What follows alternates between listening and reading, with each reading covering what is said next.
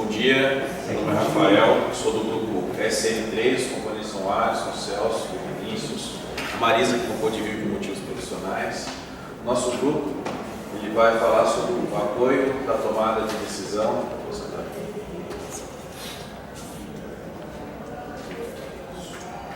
Apoio a tomada de decisão de plantio de cultivares utilizando microambientes de clima controlado. Nós verificamos, com base em estudo biográfico, no Web of Science, Periodicaps, base em teses da USP, das federais, inúmeros trabalhos científicos abordando o desejo dos agricultores de plantar o ano inteiro, aumentando dessa forma o retorno sobre o investimento e a sua competitividade, porque você conseguir colocar um produto agrícola, independente do período da estação do ano, isso é um diferencial de mercado que é capaz que faça com que ele obtenha sucesso na sua empreitada.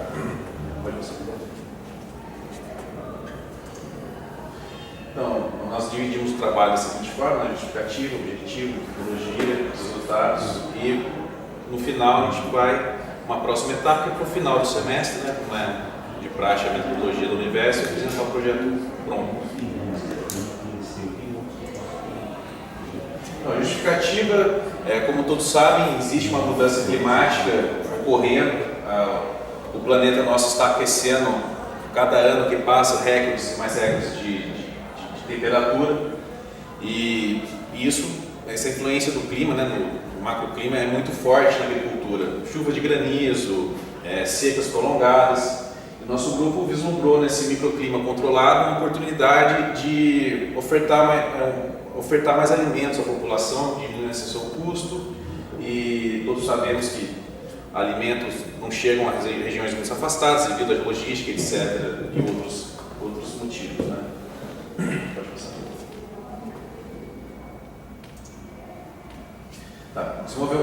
O nosso objetivo específico do trabalho é desenvolver um dispositivo que capta temperatura e umidade local, armazene os dados e auxilia a tomada de decisão por parte do agricultor.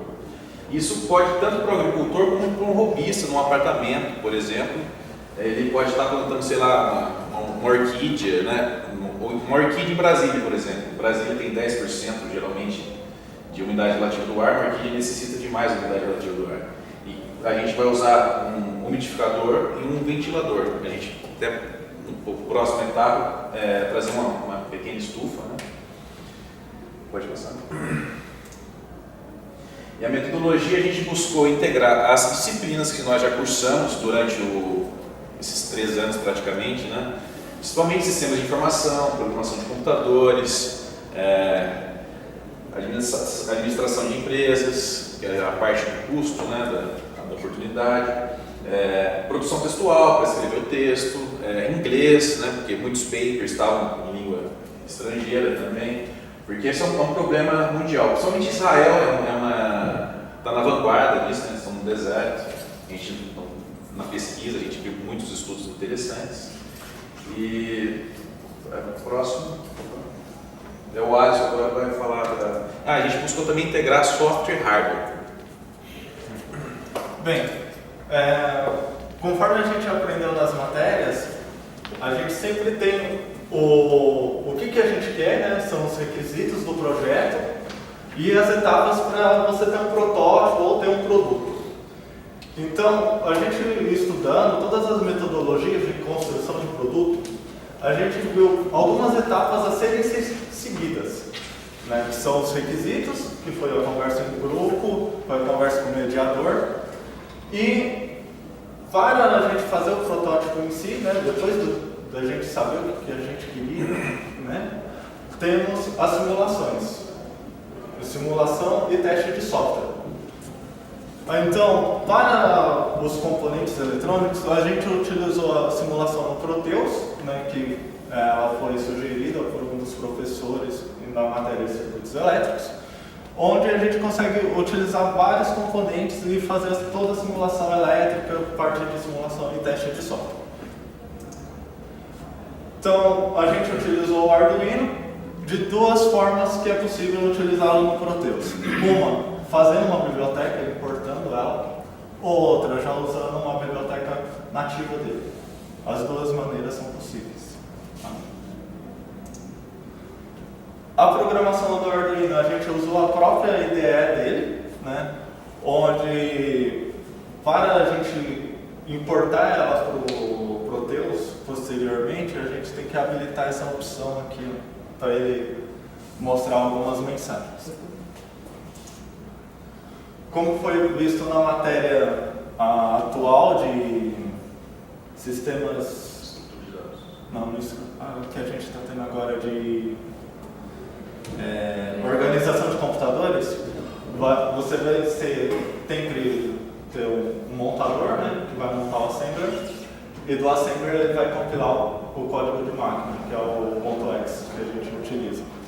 Então, deixando aquela opção habilitada, quando a gente compila o Arduino, ele habilita essa opção aqui, ó. Ele vai mostrando as mensagens, né?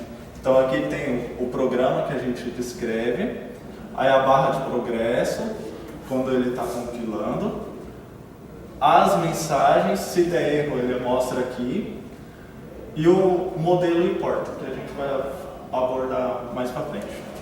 Então, aqui na mensagem vai ter o caminho, da onde ele salvou o arquivo X, né, que é o arquivo que a gente vai utilizar no Proteus. Então, tendo aquele caminho, a gente dá 2 cliques lá na biblioteca, naquele componente, e salva o arquivo X aqui.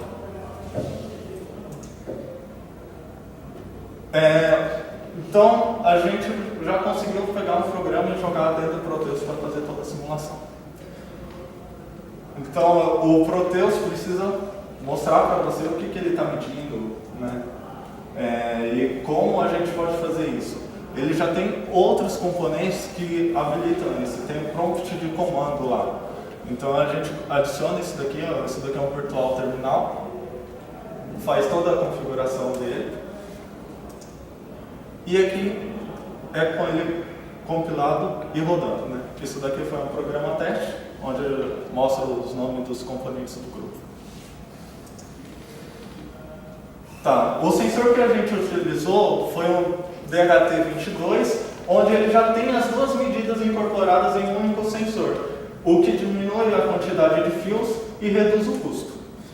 Então, e ele já tem uma biblioteca do Arduino, que a gente consegue adicionar e utilizar as próprias funções diretamente, sem ter que desenvolver do zero, facilitando e melhorando a velocidade do projeto.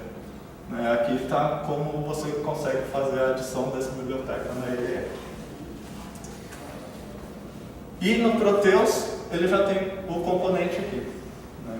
Então, mudando esses botões aqui, você consegue alterar os valores e verificar por simulação se você fez o programa correto, que está conseguindo ler o sensor antes de montar na placa, né? Então você já consegue ver se o seu projeto está indo bem ou não. Para mostrar para o usuário, a gente utilizou um display de cristal líquido, né?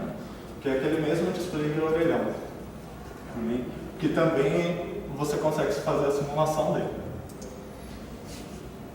E conforme a gente queria fazer um controle, na matéria de eletricidade, a gente viu que componentes microcontrolados, circuitos eletrônicos, você não consegue acionar um motor. Então você precisa de uma interface com relé, né? E para acionar a bobina no relé, você precisa de transistores. Só que a gente ia ter 4 relés, você ia precisar desse circuitinho aqui 4 vezes.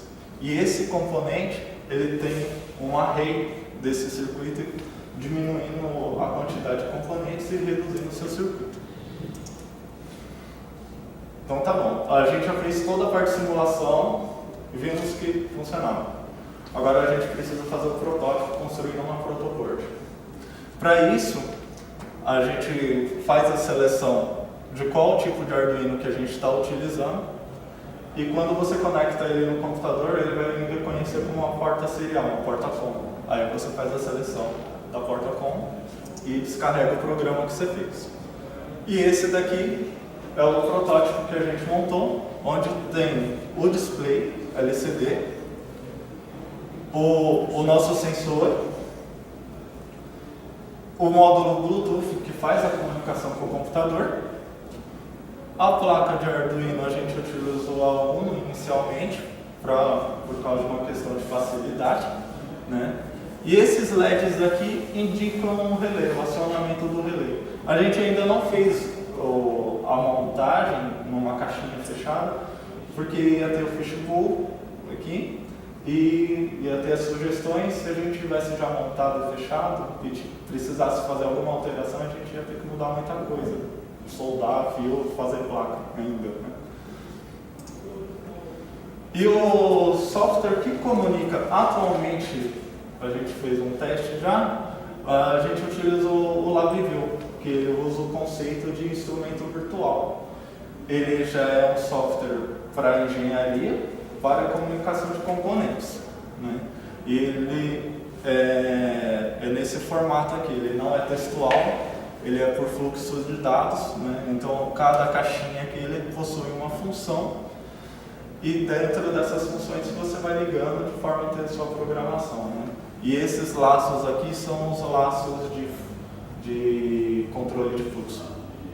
E aqui é o painel frontal que a gente tem, onde nós temos duas abas. A primeira aba seria uma aba de monitorar, então nós temos a temperatura, a umidade e o status, se ele está acionando o aquecimento, a refrigeração, a umidificação ou o secador, né?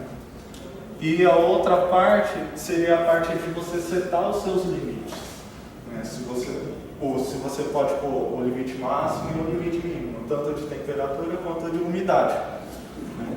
Temos os botões aqui para setar. Quando você põe save, né, ele pega esses valores e seta no Arduino. Depois que você fez isso, você pode tirar o computador e ele vai funcionar de uma maneira automática. A parte de conectar é para você conectar com o dispositivo, né? Um botãozinho. Essa pasta é uma pasta local, onde você pode ir salvando os dados e ele vai fazendo um pequeno log local. As próximas etapas. O nosso mediador sugeriu, de vez em você fazer algo direto, algo ponto, fazer algo amplo, onde você consiga conectar vários dispositivos e ter uma malha, né? E dentro dessa malha, você fazer uma geração de relatórios, onde você consiga ver todos os pontos, de forma a você ter várias estufas separadas. Para isso, a gente vai precisar de um servidor. A gente escolheu o Vamp Server, porque ele já possui várias ferramentas dentro dele. Você instala ele já possui o PHP, o MySQL e o Apache.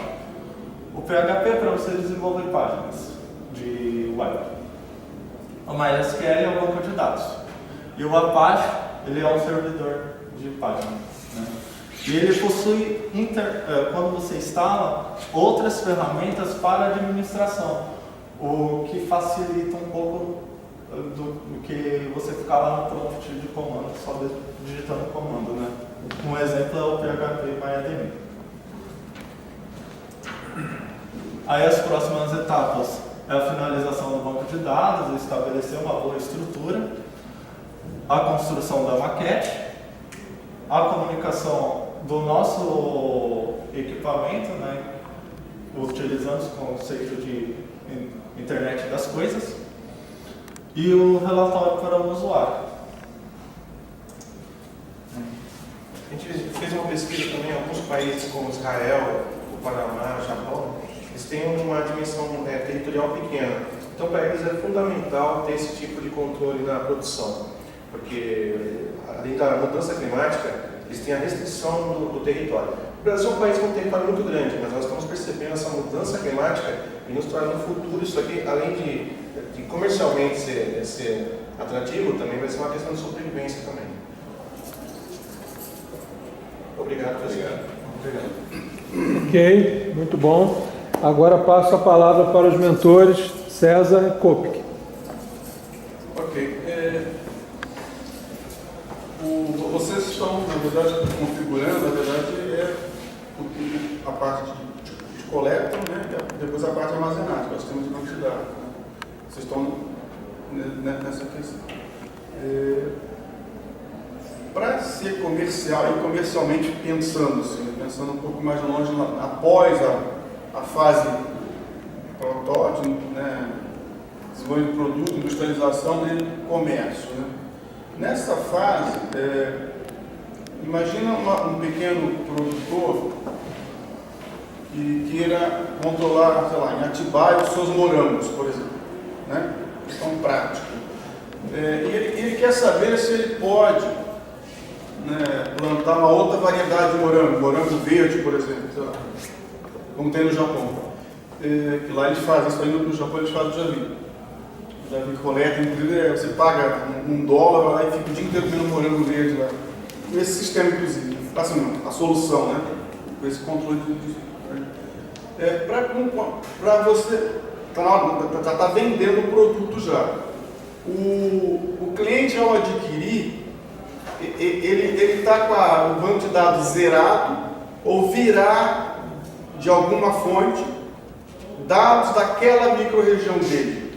Ou ele vai ter que passar, coletar e armazenar a partir daquele ponto zero. Foi sugerido pelo mediador, né, o Carlos, na época da discussão do projeto, e existem sites hoje, como a Embrapa, ou até o próprio INPE, que ele tem essa base de dados e a gente vai procurar integrar isso com o nosso software e, por exemplo, ele está num ambiente muito quente. Aí, por exemplo, ele vai precisar acionar muito ventilador, muita refrigeração. Isso vai gerar um custo para ele. Só que a partir desses dados do macroambiente vai gerar para ele as culturas com maior adaptabilidade nesse ambiente, por exemplo. Esse menor custo de cultivo também. Se for pegar um cultivo que necessita de uma temperatura um pouco mais alta, uma região muito quente, o gasto com energia vai ser muito alto. É inviável para aquela região.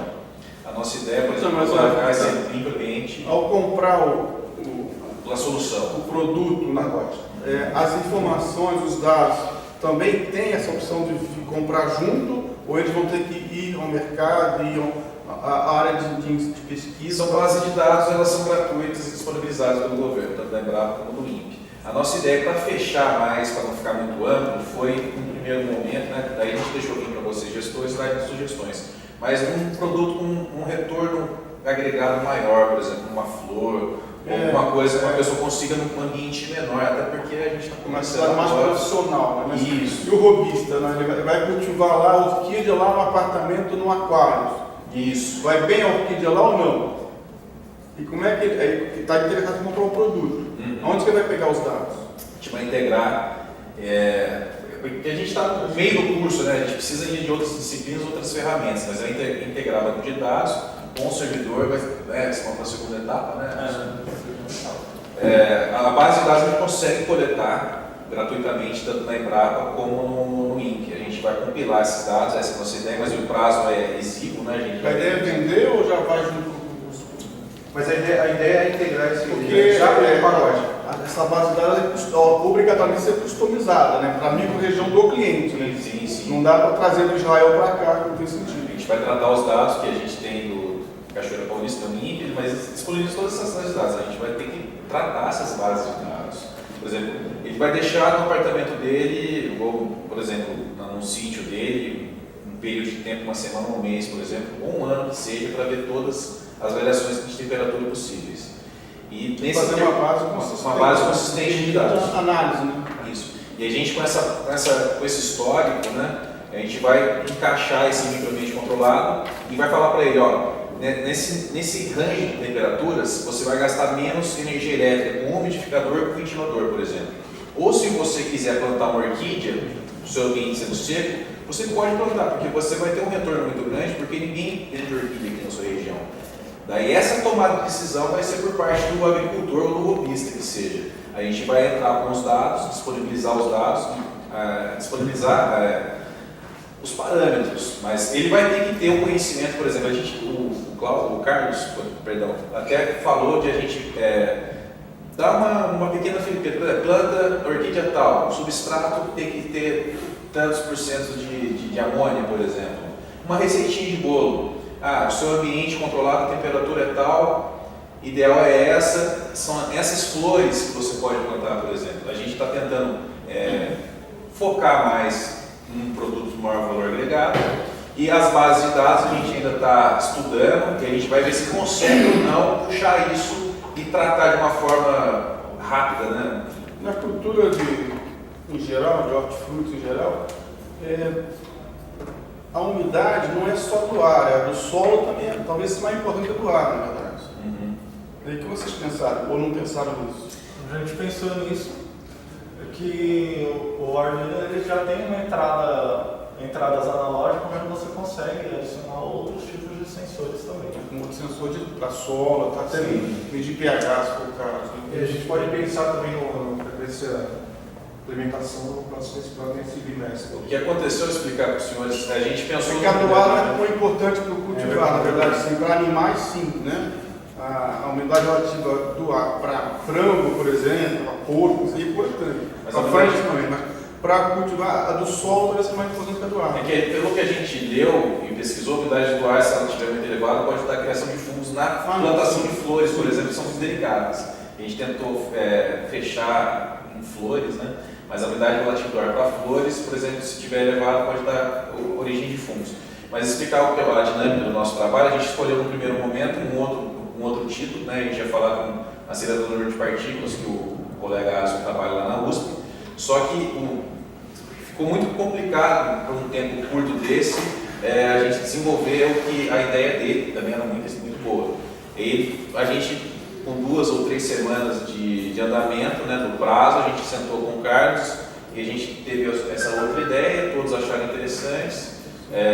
Eu sou formado em engenharia de alimentos, eu tive muito contato com um agrônomo e essa mudança climática, todos abraçaram, né, a ideia, a gente começou a pesquisar. E o Adson também, ele é técnico em eletrônica, né? Ele é já formado em eletricidade e ele já tem essa facilidade com Arduino.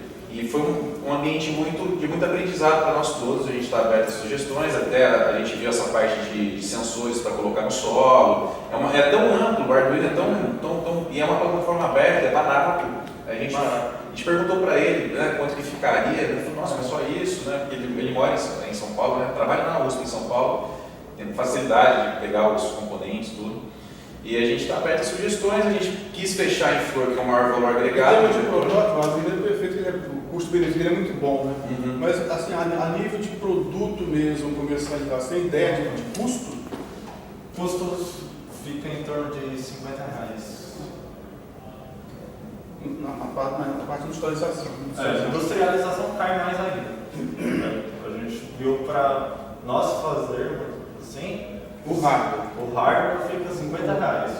Quando você põe uma linha de produção, vai cair muito. Deixa o Rafael. Sim. Alisson, né? Isso. Também ia comentar a mesma coisa aqui em relação a isso, né? Quer dizer, agregar, você tem que considerar realmente a questão do microclima, mas fundamentalmente a questão solo.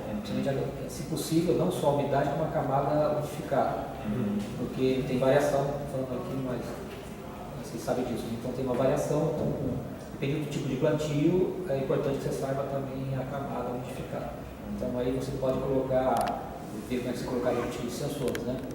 Uma outra pergunta, essa questão quando você conecta esses sensores para a umidade, esses sensores já são autônomos, você está conectado ao termômetro, como é que é isso? Ele automaticamente ele já é um sensor autônomo? O sensor é tipo bulbo úmido, né? E ele já tem um componente microprocessado lá dentro. Então, utilizando uma comunicação de WiAC, né? De um único fio, ele manda uma quantidade de string, aí o microprocessador vai lá, pensa do sensor, tá? Aí ele vai pensar, vai medir, fazer a medição e depois ele manda a resposta utilizando o único fio. Aí tem um pequeno delay, mas para essa aplicação não é tão importante esse delay. Então outros sensores, como o de umidade do solo, ele é um sensor do tipo analógico, então ele dá uma medida de 0 a 5 volts, onde você faz a leitura pelo canal analógico do Arduino. você pode agregar também a questão do pH. Também, vai ser analógico. Sim. Também. O pH é analógico. Tem alguns que são por canal de comunicação I2C. Ele é um pouquinho mais caro também. Mas utilizando I2C, você consegue pôr vários sensores em um único arquivo. Tudo vai depender da sua necessidade. A gente está utilizando esse protótipo porque a gente conseguiu adicionar a maior quantidade de matérias nesse projeto, né? Porque a gente viu a parte de circuitos utilizando a parte protótipo, viu a parte de redes, porque quando você vai comunicar com o servidor, você tem que abrir a porta do computador, você tem que liberar os firewalls, tem que fazer todo o roteamento, né? Vimos a parte de banco de dados, parte de criação de tabela, e administração, né, do banco de dados. Então, com esse protótipo, a gente adiciona muitas matérias, por isso que a gente busca. Não, eu achei bastante interessante porque vocês estão fechando com o chaveiro usando o LabVIEW, que dá um nível de consistência, hoje é outra ponta, né? Em termos de você fazer como se fosse uma certificação do próprio sistema, né? A nossa ideia, então, é a gente, no próximo, não sei se serão vocês no próximo encontro, mas então a pergunta fica no ar seguinte: a gente coloca então mais um sensor no solo. Isso aí, eu estou falando, não sou da área de agricultura, mas a gente sabe que isso, Sim. Por acaso eu também tenho plantinha em casa, né? E uma das coisas que a gente controla mesmo, robista, é ver a umidade do solo, ver o pH, são duas coisas que a gente está fazendo. E nossa pretensão é trazer um microambiente, uma caixa plástica mesmo, essas de organizadores de 50 litros, e já colocar uma plantinha que seja dentro e já com todos os sensores Tem que funcionando. fechar o ciclo dos parâmetros importantes do processo plantio. Agora, uma outra dúvida aí, a questão é a seguinte: esse sistema ventilador e umidificador, o que eu entendi aqui, quer dizer, para o controle de uma estufa, digamos assim, um balanço energético está razoável, não sei, tem que fazer também o levantamento dessa questão do custo em função do benefício, tá certo? Eu não consigo entender, assim, digamos assim, para um ambiente aberto, como é que seria utilizado esse tipo de ventilador? Para ambientes abertos. Não, é só para estufa. Só para estufa, é microambiente controlado. A microambiente. Diz que tem estufas desse tamanho dessa sala, estufas maiores, estufas menores. A gente no primeiro momento pensou em robista, né? Porque daí é mais menor, mais fácil de vender, mas o ambiente maior daria. Então eu entendi aqui que dá a entender na apresentação, certas informações são poucas nesse momento, e até que para você isso seria interessante para melhorar o plantio, etc. Dá a impressão de uma amplitude de utilização grande, não sei mais como é que vai ser, com ventilador, negócio, né? O agronegócio não é viável. Sei lá, aqui Mato Grosso do Sul tem que ser extremamente Eu já imaginei exatamente. Pegar agricultura de soja lá, vai com A gente deixou o ponto aberto justamente para pegar ideias dos tem que senhores. acompanhar o gerador, o negócio. Os senhores acreditam que com robistas teremos retorno também? Por exemplo, se a gente vender um pacote fechado para robistas, você vai conseguir plantar no apartamento, o que você quiser. Mas olha, eu tenho dúvida. Essas hortas verticais hoje estão em moda, né? Sim, mas eu tenho, por A gente exemplo. precisa focar nisso. Então, eu vou colocar uma dúvida. Por exemplo, eu tenho em casa, né? Tenho vasos. Certo. Vasos, obviamente, né? Eu, na verdade, moro em apartamento. Eu tenho uma área boa, né? Então, eu tenho vasos. Como tem muitas pessoas, né? Então, eu sou robista. Até fiquei preocupado também com essa questão da orquídea, porque eu também tenho orquídea, né? Porque a minha estava, até que eu sabia, mas vou ter que pegar as dicas aí, né? Mas enfim. Aí, a questão é assim, então ele fica em ambiente aberto. No meu caso, ele fica em ambiente aberto. Como é que eu, tudo bem, quando eu colocar os sensores para verificar a umidade, tudo isso aí, a parte de sensores, está fantástico, legal. Mas como é que eu consigo depois atuar nessa modalidade, quer dizer, com o umidificador e o ventilador no meu ambiente aberto, totalmente aberto? Porque eu vou colocar o ventilador, aí lá venta muito, a hora que não venta, a hora que está o sol batendo direto, a hora que o sol não está batendo, etc. Fica um negócio, em termos de energia, o gasto, né? E o umidificador, como é que você controla o umidificador com o ambiente aberto? Você vai fundir o umidificador. Então, o robista, só fechar aí, ou seja, as pessoas que têm, tem uma casa, então normalmente ou ele está aberto, no meu caso é uma área aberta, grande, tem um apartamento também, então não dá para ter um vaso aqui, outro vaso lá, não tem como fazer uma estufa. Então, a maioria das pessoas não tem como fazer uma estufa. Quer dizer, a não ser a pessoa que tem uma casa, tem aquela área atrás, uma casa, um bom terreno, e aí você tem condições de fechar e fazer a estufa como a gente vê no exterior, fazem demais isso.